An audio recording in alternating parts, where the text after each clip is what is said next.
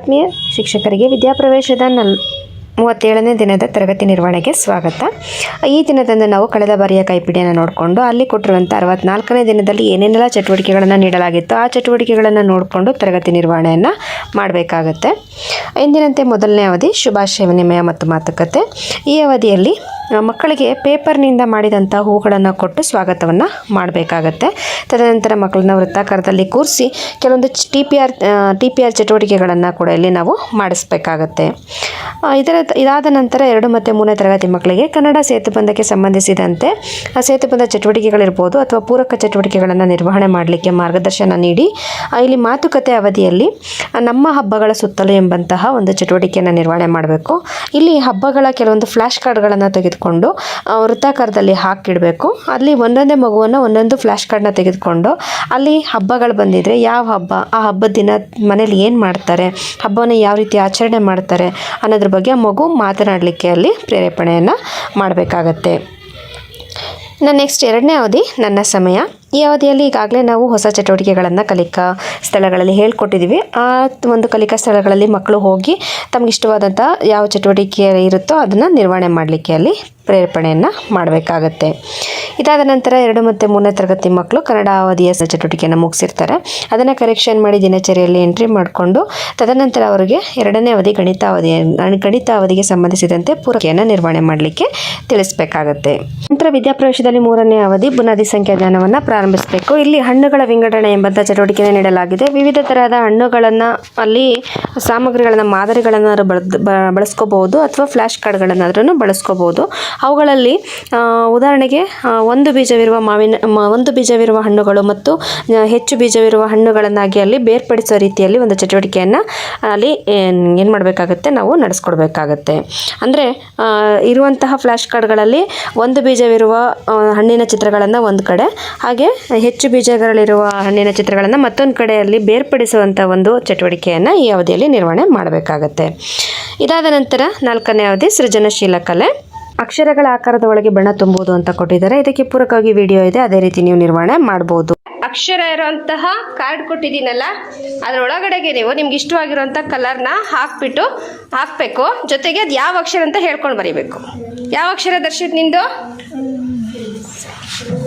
ಯಾವ ಅಕ್ಷರ ಅದು? ಸ. ನಿಂದು ಯಾವ್ದು ಅಕ್ಷರ ಬಿಬಸ್? ಗ. ನಿಂದು? ರ. Very good. ಈಗ ಅದಕ್ಕೆ ನಿಮ್ಗೆ ಇಷ್ಟವಾಗಿರೋಂಥ ಬಣ್ಣ ತೊಗೊಂಡು ಹಾಕಿ. ಅದರೊಳಗಡೆನೆ ಹಾಕಬೇಕು, ಹೊರಗಡೆ ಹಾಕಬಾರ್ದು ಬಣ್ಣ.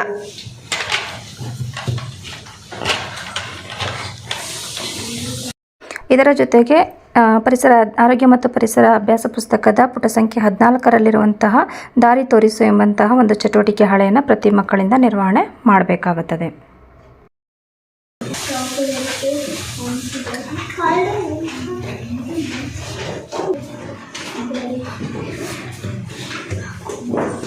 ಆಯ್ತಾ ಮಕ್ಕಳ, ಬಣ್ಣ ಹಾಕಿ?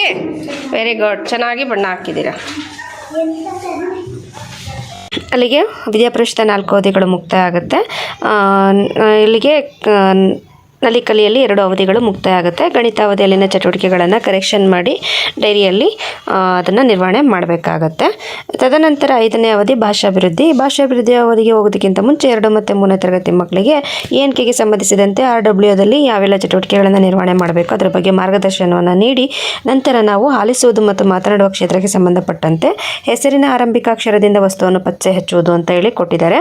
ಇಲ್ಲಿ ವಿಷಯ ಬಂದು ಆಹಾರ ಪದಾರ್ಥಗಳು. ಉದಾಹರಣೆಗೆ ಮಕ್ಕಳು ಸೇವಿಸುವಂತಹ ಆಹಾರ ಪದಾರ್ಥಗಳ ಬಗ್ಗೆ, ಉದಾಹರಣೆಗೆ ಚಪಾತಿ, ರೊಟ್ಟಿ, ಅನ್ನ, ಈ ಥರದ್ದು ತಿಂಡಿಗಳ ಬಗ್ಗೆ ಮಕ್ಕಳಿಗೆ ಯಾವ್ದಾದ್ರು ಒಂದು ವಸ್ತುವನ್ನು ನಾವು ಮನಸ್ಸಲ್ಲಿಟ್ಕೊಂಡು ಆಹಾರ ಪದಾರ್ಥವನ್ನು ಮನಸ್ಸಲ್ಲಿಟ್ಕೊಂಡು ಅದನ್ನು ಮಕ್ಕಳು ಒಂದು ಉತ್ತರವನ್ನು ಹೇಳೋ ರೀತಿಯಲ್ಲಿ ಮೊದಲನೇ ಅಕ್ಷರವನ್ನು ಹೇಳಿಕೊಂಡು ನಾವು ಕೆಲವೊಂದು ಕ್ಲೂಗಳನ್ನು ಕೊಟ್ಟು ಉದಾಹರಣೆಗೆ ಚಪಾತಿ ಅಂತ ನಾವು ಮನಸ್ಸಲ್ಲಿ ಇಟ್ಕೊಂಡ್ರೆ ಇದನ್ನು ಗೋಧಿ ಹಿಟ್ಟಿನಿಂದ ಮಾಡ್ತೀವಿ, ಇದನ್ನು ಲಟ್ಟಿಸಿ ಇದನ್ನು ತವಾ ಮೇಲೆ ಬೇಯಿಸ್ತೀವಿ, ಇದರ ಮೊದಲನೇ ಅಕ್ಷರ ಚಾಯಿಂದ ಪ್ರಾರಂಭವಾಗುತ್ತೆ ಅಂತ ಹೇಳಿದಾಗ ಮಕ್ಕಳು ಅದನ್ನು ಸುಲಭವಾಗಿ ಚಪಾತಿ ಅಂತ ಹೇಳ್ತಾರೆ. ಇದೇ ರೀತಿಯಲ್ಲಿ ನಾವು ಈ ಒಂದು ಚಟುವಟಿಕೆಯನ್ನು ನಿರ್ವಹಣೆ ಮಾಡಬೇಕಾಗತ್ತೆ.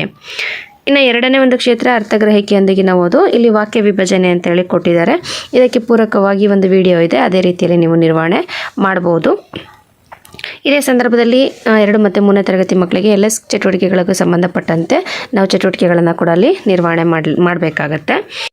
ಮಕ್ಕಳಲ್ಲಿ ಇದೊಂದು ಈ ಪದ್ಯ ಹೇಳ್ಕೊಟ್ಟೆ ಅಲ್ವಾ, ಜನ ಜನ ಜನ ಜೇಬು ತುಂಬಾ ಹಣ ಮೇಲಕ್ಕೆತ್ತಿ ಬಿಡಲು ಸದ್ದು ಟನ್ ಟಣ ಟಣ. ಇಲ್ಲಿ ನಾನು ಪದ ಹೇಳ್ತೀನಿ, ಆ ಪದ ಎಲ್ಲಿದೆ ಅಂತ ಗುರ್ತಿಸ್ಬೇಕು, ಆಯ್ತಾ? ಜನ ಎಲ್ಲಿದೆ ಪದ ಗುರ್ತಿಸಿ. ಜನ ಅಂತ ಪದ ಎಲ್ಲಿದೆ ಗುರ್ತಿಸ್ಬೇಕು, ತೋರಿಸ್ಬೇಕು ನನಗೆ. ಬನ್ನಿ ಎಲ್ಲಿದೆ ತೋರಿಸಿ. ಜನ ಅನ್ನೋ ಪದ, ಜನ, ವೆರಿ ಗುಡ್. Okay okay. ಜೇಬು ಜೇಬು ಜೇಬು ಅಂತ ಎಲ್ಲಿದೆ, ಒಬ್ರದ್ದು ಇದು ಜೇಬು, ವೆರಿ ಗುಡ್. ನಾನು 5 ವಾಕ್ಯಗಳನ್ನ ಬರ್ದಿದ್ದೀನಿ. ಒಂದೊಂದೇ ವಾಕ್ಯನ ಓದ್ತೀನಿ. ನಾನಿಲ್ಲಿ ಫಸ್ಟ್ ಇಲ್ಲಿ ಬರ್ದಿರೋ ವಾಕ್ಯ ಓದ್ತೀನಿ, ಆಮೇಲೆ ಅದ್ರಲ್ಲಿ ಒಂದು ಪದನ ಬದಲಾಯಿಸ್ಬಿಟ್ಟು ಹೇಳ್ತೀನಿ. ಅದ್ ಯಾವ ಪದ ಬದಲಾಯಿಸ್ತೆ ಅಂತ ನನ್ಗೆ ಹೇಳ್ಬೇಕು, ಆಯ್ತಾ? ಸರಿಯಾಗಿ ಕೇಳಿಸ್ಕೋಬೇಕು.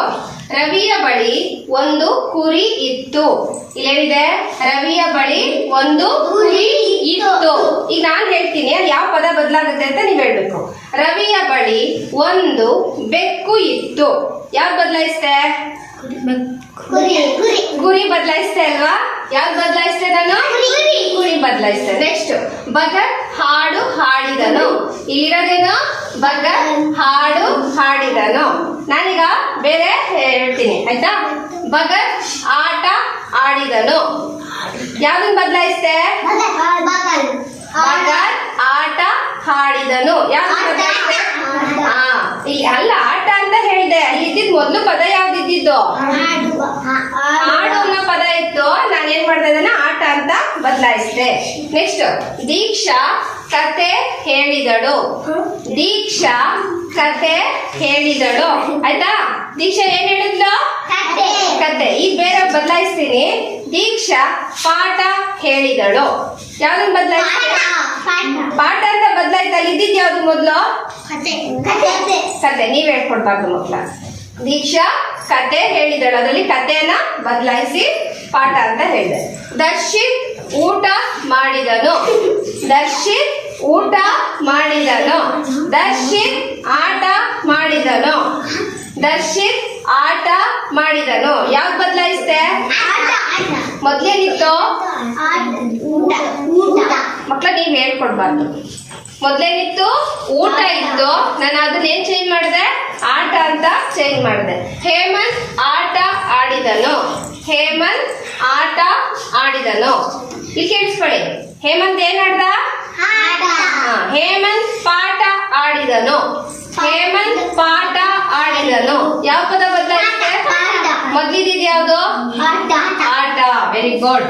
ಆಟ ಅನ್ನೋ ಪದನ ಪಾಠ ಅಂತ ಬದಲಾಯಿಸಿದೆ. ಗುಡ್. ಇನ್ನು ಮೂರನೇ ಒಂದು ಕ್ಷೇತ್ರ ಉದ್ದೇಶಿತ ಬರಹ. ಇಲ್ಲಿ ಹವಾಮಾನ ನಕ್ಷೆಯ ಬಗ್ಗೆ ನಾವು ಮಕ್ಕಳಿಗೆ ತಿಳಿಸ್ಕೊಡ್ಬೇಕಾಗತ್ತೆ. ಈಗಾಗಲೇ ನಾವು ಪ್ರತಿದಿನ ಹವಾಮಾನ ನಕ್ಷೆಯನ್ನು ಹಾಕಿಸ್ತಾ ಇದ್ದೀವಿ. ಜೊತೆಗೆ ಮತ್ತೊಮ್ಮೆ ನಾವು ಹವಾಮಾನ ನಕ್ಷೆಯಲ್ಲಿ ಬರುವಂತಹ ವಿಷಯಗಳ ಬಗ್ಗೆ ಮತ್ತೊಮ್ಮೆ ನಾವು ಮಕ್ಕಳೊಂದಿಗೆ ಚರ್ಚೆಯನ್ನು ಮಾಡಬೇಕಾಗತ್ತೆ. ಇನ್ನು ನೆಕ್ಸ್ಟ್ ಅವಧಿ ಹೊರಾಂಗಣ ಆಟ. ಇಲ್ಲಿ ಹೊರಾಂಗಣ ಆಟದಲ್ಲಿ ಸ್ಥಿರ ಸಮತೋಲನಕ್ಕೆ ಸಂಬಂಧಪಟ್ಟಂತೆ ಮತ್ತೊಮ್ಮೆ ಚಟುವಟಿಕೆಗಳನ್ನು ನಾವಲ್ಲಿ ನಿರ್ವಹಣೆ ಮಾಡಬೇಕಾಗತ್ತೆ. ಇನ್ನು 7ನೇ ಅವಧಿ ಕಥಾ ಸಮಯ. ಕಥಾ ಸಮಯದಲ್ಲಿ ಒಂಟೆ ಮತ್ತು ನರಿಗೆ ಸಂಬಂಧಪಟ್ಟಂತೆ ಸಾಹಿತ್ಯವನ್ನು ಇಟ್ಕೊಂಡು ನಾವಲ್ಲಿ ಏನು ಮಾಡಬೇಕಾಗತ್ತೆ, ಮತ್ತೊಮ್ಮೆ ಕಥೆಯ ಪುನರ್ಮನನ ಮಾಡಬೇಕಾಗತ್ತೆ. ಇದೇ ಸಂದರ್ಭದಲ್ಲಿ 2 ಮತ್ತು 3ನೇ ತರಗತಿ ಮಕ್ಕಳಿಗೆ ಪರಿಸರ ಅಧ್ಯಯನದಲ್ಲಿ ಸಂಬಂಧಪಟ್ಟಂತೆ ಚಟುವಟಿಕೆಗಳನ್ನು ಕೂಡ ನಾವಲ್ಲಿ ನಿರ್ವಹಣೆ ಮಾಡಬೇಕಾಗತ್ತೆ. ಇನ್ನು ಕೊನೆಯ ಅವಧಿ ಮತ್ತೆ ಸಿಗೋಣ. ಈ ದಿನ ನಿರ್ವಹಿಸಿದಂತಹ ಎಲ್ಲ ಚಟುವಟಿಕೆಗಳನ್ನು ಮತ್ತೊಮ್ಮೆ ಪುನರಾವಲೋಕನ ಮಾಡಿಕೊಂಡು ಮರುದಿನದ ಒಂದು ತರಗತಿ ನಿರ್ವಹಣೆಗೆ ಬೇಕಾಗಿರುವಂಥ ಪೂರ್ವ ಸಿದ್ಧತೆಯನ್ನು ಮಾಡ್ಕೋಬೇಕು. ಜೊತೆಗೆ 2 ಮತ್ತು 3ನೇ ತರಗತಿ ಮಕ್ಕಳು ನಿರ್ವಹಿಸಿರುವಂತಹ ಎಲ್ಲ ಚಟುವಟಿಕೆಗಳನ್ನು ಕರೆಕ್ಷನ್ ಮಾಡಿ ದಿನಚರಿಯಲ್ಲಿ ನಿರ್ವಹಣೆ ಮಾಡೋದ್ರ ಮೂಲಕ ಈ ಒಂದು ದಿನದ ತರಗತಿ ನಿರ್ವಹಣೆಯನ್ನು ಮುಕ್ತಾಯಗೊಳಿಸಬೇಕಾಗತ್ತೆ. ಧನ್ಯವಾದಗಳು.